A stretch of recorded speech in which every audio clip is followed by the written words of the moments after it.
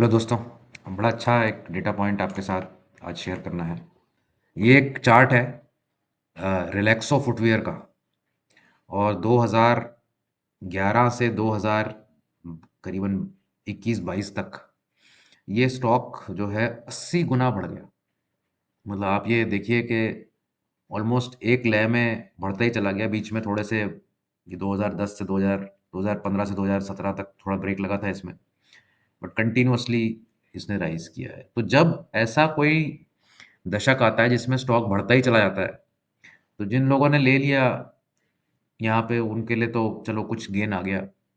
But इस phase में बहुत सारे लोग ट्रैप हो जाते हैं, क्योंकि उनके पास ये जो हिस्ट्री है कि ये स्टॉक तो हमेशा बढ़ता ही है, इससे कन्विंस हो जाते हैं लोग कि भाई ये स्टॉक कभी गिर नहीं सकता। भूल जाते हैं कि स्टॉक बढ़ता है तो गिर भी सकता है, और गिरने का क्या प्लान है वो है नहीं। तो एग्जैक्टली ऐसा ही हुआ इस केस में भी कि बढ़ते समय तो ये 80 गुना बढ़ गया, और अगले कुछ सालों में 3 सालों में ही ये करीबन 70% गिर गया।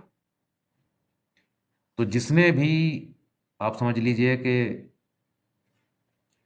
400 रुपये के ऊपर से लेके 1400 तक के ऊपर तक गया, ये जिसने भी इस पीरियड में खरीदा है वो आज नेगेटिव पॉइंट पर है। तो बहुत ज़रूरी है कि जब भी हम कोई ऐसा स्टॉक खरीदें जो उसके ट्रेंड की बेसिस पे हम खरीद रहे हैं, तो ट्रेंड की बेसिस पे हमें फिर निकलना भी है।